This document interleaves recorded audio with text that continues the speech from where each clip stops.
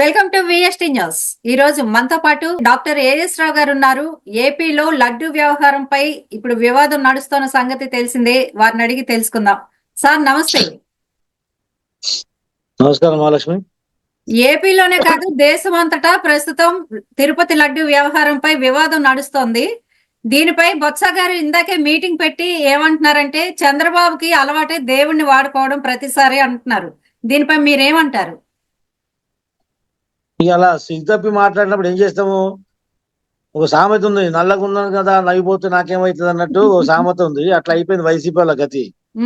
ఇప్పుడు ఏంటంటే వాస్తవానికి అక్కడ చంద్రబాబు నాయుడు గారు చేసిన వ్యాఖ్యలు ఒక రిపోర్టు, ఎందుకంటే అక్కడ ఉన్నటువంటి ల్యాబ్ రిపోర్ట్ ఆధారం చేసుకుని ల్యాబ్ రిపోర్ట్ తోటి ఎందుకంటే ఇంత కీలకమైనటువంటి ప్రకటన ఏ ఆధారం లేకుండా ఒక ముఖ్యమంత్రి స్థాయిలో ఉన్న వ్యక్తి చేయడం అనేది అసంభవం.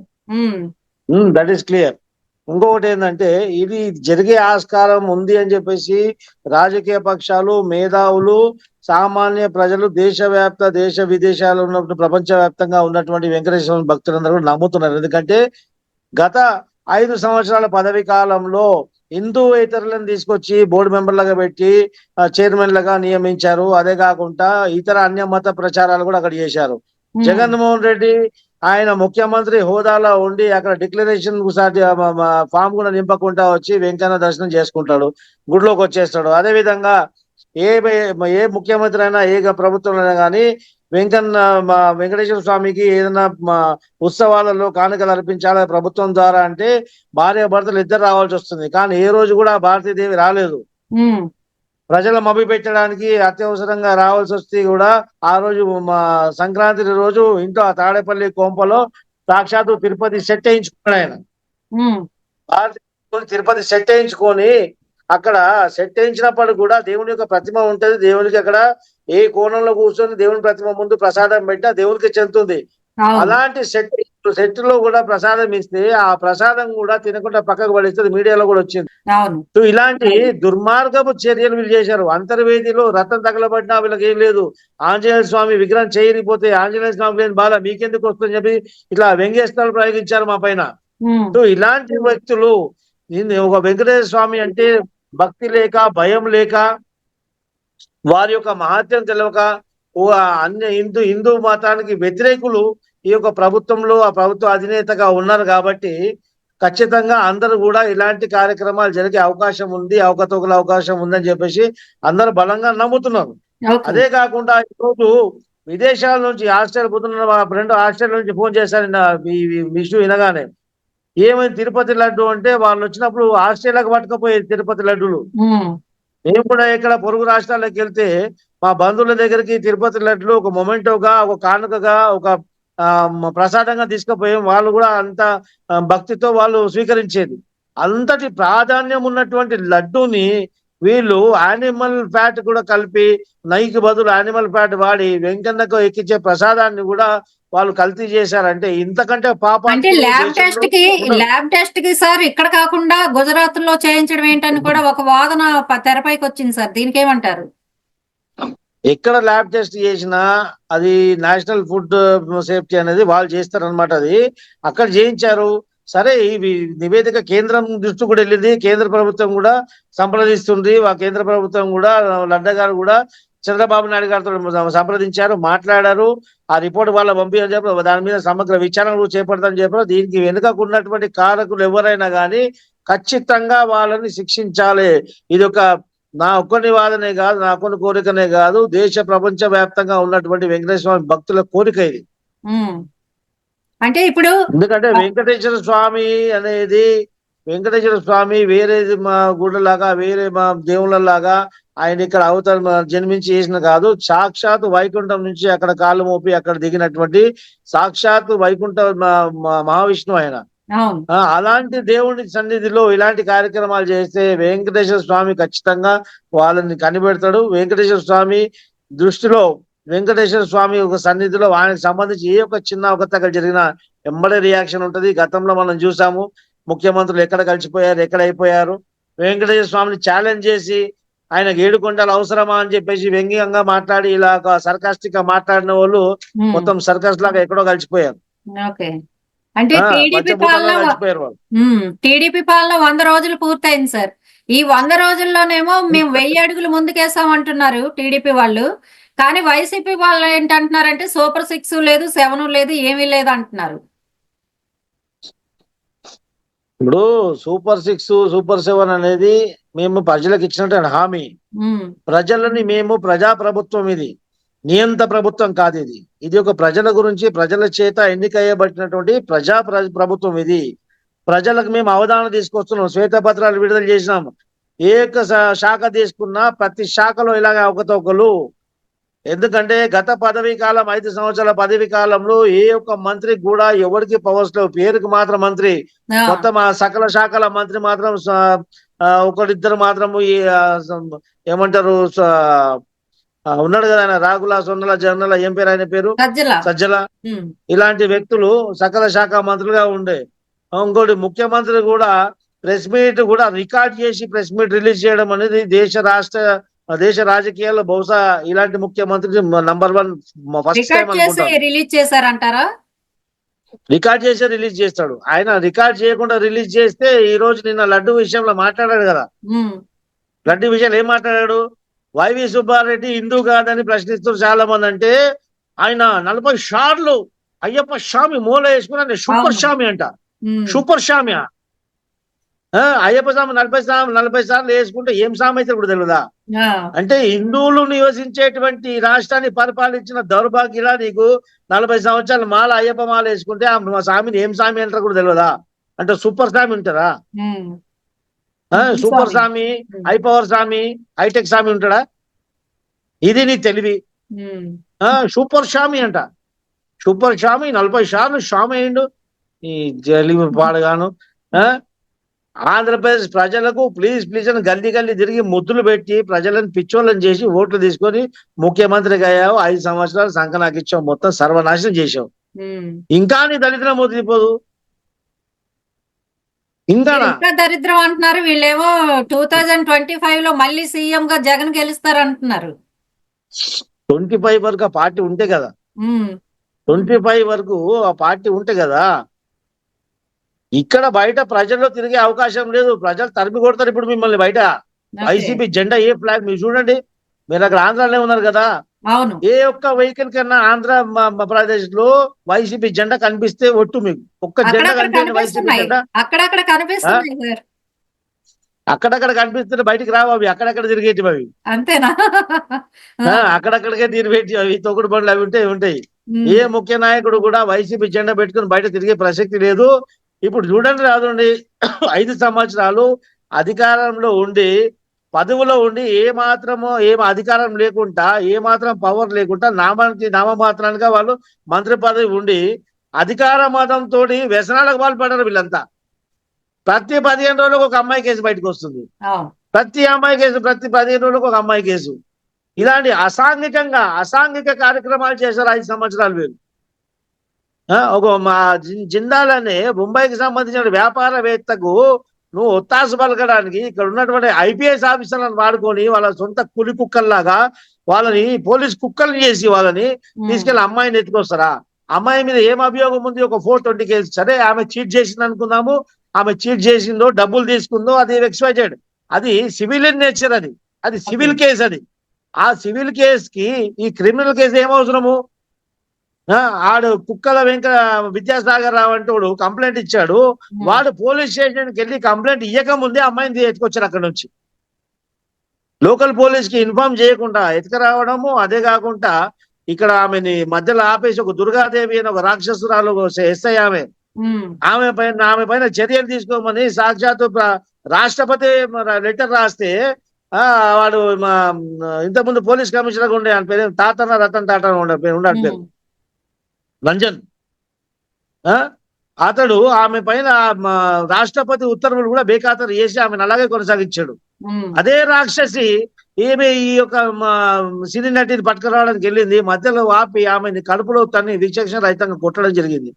ఆమెని సెల్లో వేసి నిర్బంధించి ఆమెకు పాపం ఒక మహిళని గౌరవించే ఈ దేశంలో ఆమెకు మెన్సెస్ వస్తే కూడా ప్యాడ్స్ కూడా ఇవ్వకుండా అంత ఇబ్బందికరంగా కలిగించారు. అంటే వీళ్ళ ఇంట్లో చెల్లెళ్ళు, తల్లుళ్ళు, మహిళలు ఉండరా? వీళ్ళ బతుకులు ఏ విధంగా ఉన్నాయి? కొడాలి నాని, వల్లభనేని వంశీ ఇలాంటి కుక్కలతోటి వీళ్ళు ప్రభుత్వాన్ని నడిపించారు. కుక్కల ప్రభుత్వం అది. అందుకే కుక్కల విద్యాసాగర్ లాంటి కుక్కని తీసుకొచ్చి అక్కడ కంప్లైంట్ ఇచ్చారు. ముద్దాయిని, ఆరోపిని అరెస్ట్ చేయకముందే, వీడు కంప్లైంట్ చేయకముందే అరెస్ట్ చేసి ఆ తర్వాత అరెస్ట్ చేసిన కంప్లైంట్ ఇస్తారా? 7 సంవత్సరాల కంటే తక్కువ శిక్ష ఉన్నటువంటి శిక్ష పడే కేసులో ఎవరైనా కానీ 7 years, less than 7 years imprisonment ఉన్నటువంటి కేసులో అరెస్టులు ఉండవు. కేవలం 41 CRPC నోటీసులు మాత్రం ఇవ్వాలా. నోటీసులు ఇవ్వకుండా అరెస్ట్ చేసి దీన్ని ప్రశ్నిస్తే వాళ్ళు జైల్లో రిమైండ్ అయిన తర్వాత అప్పుడు నోటీసులు ఇచ్చిన అని చెప్తారా? సిగ్గుండేనా? దేశవ్యాప్తంగా స్వాతంత్రం వచ్చిన ఇప్పటి వరకు 3 IPS ఆఫీసర్లు ఒకేసారి సస్పెండ్ కావడం దేశ చరిత్రలో మొదటిసారి. మీరు చేసినటువంటి దౌర్భాగ్య పాలన వల్ల ఇలాంటి సిచ్యువేషన్ ఆంధ్రప్రదేశ్ ఎదుర్కొంటుంది. ఏపీ సంగతి పక్కన పెడితే సార్, ఇప్పుడు తెలంగాణలో హైడ్రా నడుస్తోంది. దీనిపై ఏమంటారు సార్? మా బుల్లిబాబు ఇక్కడ హైడ్రా ఆడుతున్నాడు బాగా. మా James bond, short James bond అన్నమాట.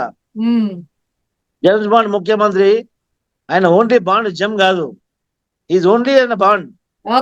కుర్చీకి ఆయనకు ఉన్నటువంటి బాండ్ అంతేగాని జమ్ కాదు, ఈజ్ నాట్ జమ్. సో ఆయన ఏం చేస్తున్నాడంటే, ఆయన 100 రోజులలో మొత్తం అమలు చేసిన ఒక టైం ఫ్రేమ్ పెట్టేసి మొత్తం ఆయన 6 హామీలు ఇచ్చాడు.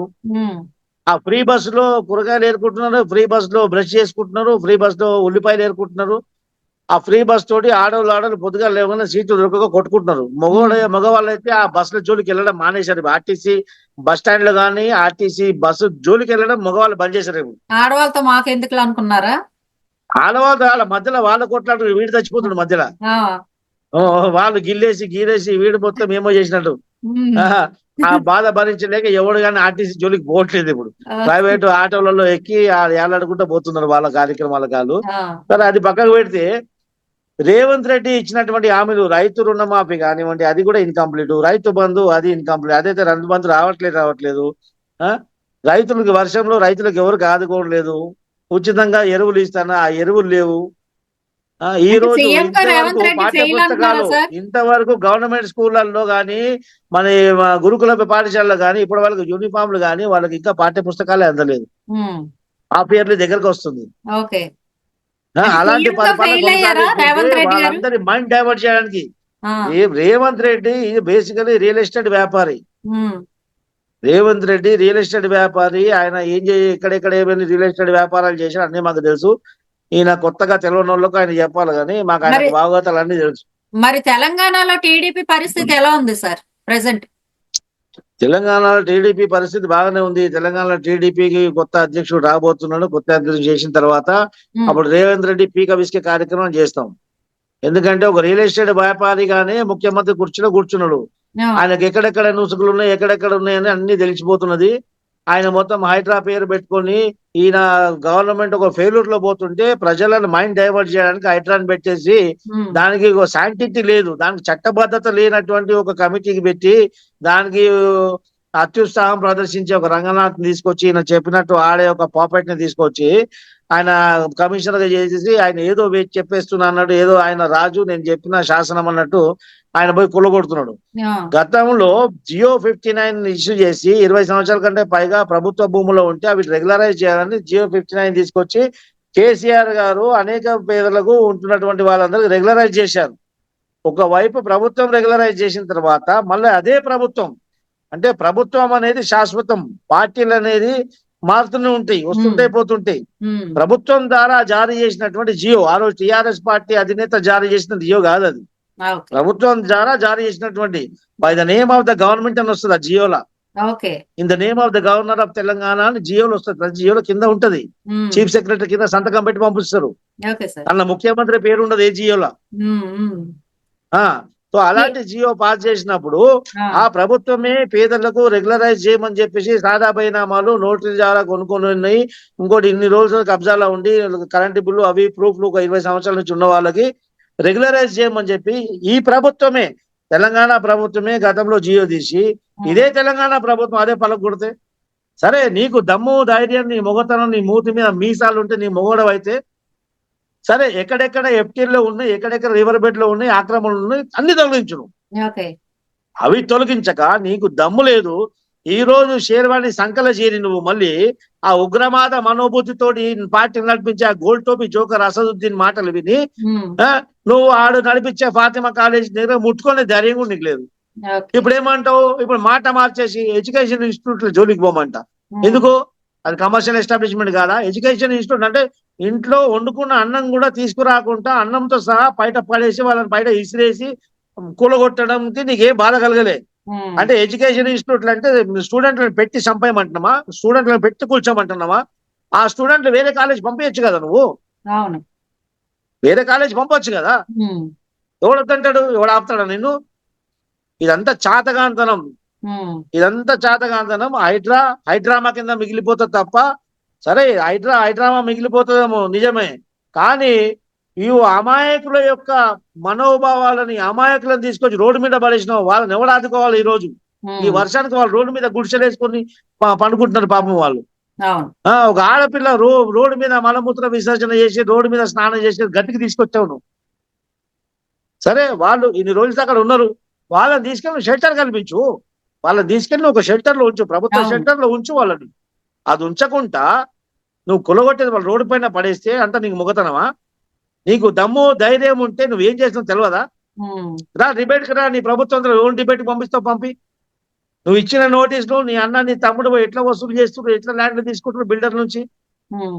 హైదరాబాద్ లో ఉన్నటువంటి బిల్డర్లందరూ భయపడేయడం జరుగుతుంది. హైదరాబాద్ లో ఉన్నటువంటి ప్రతి బిల్డర్ ని భయపడిస్తున్నావు నువ్వు అక్కడ భయపడిస్తున్నావు. నీ తమ్ముడు నీ అన్న పోయి సెటిల్మెంట్ చేసుకుంటున్నారు. ఇది అందరికీ తెలుసు, ఇది నగ్న సత్యం. ఇది హైదరాబాద్ లో ఎందుకు చేస్తున్నావు? రియల్ ఎస్టేట్ అనేది భూమి హైదరాబాద్ లోనే ఉంది, జిల్లాలో లేదు కాబట్టి. జిల్లాలో ఆక్రమణలు కావట్లేవా? నువ్వు జిల్లాలకు పంపి హైట్లని నీకు దమ్ముంటే. అన్ని పనికి మాలిన పనులు. ప్రభుత్వం నీకు ప్రజలు మ్యాండేట్ ఇచ్చారు, ప్రజలు నువ్వు చెప్పిన మాటలు నమ్మి నీకు ఓట్లు వేశారు.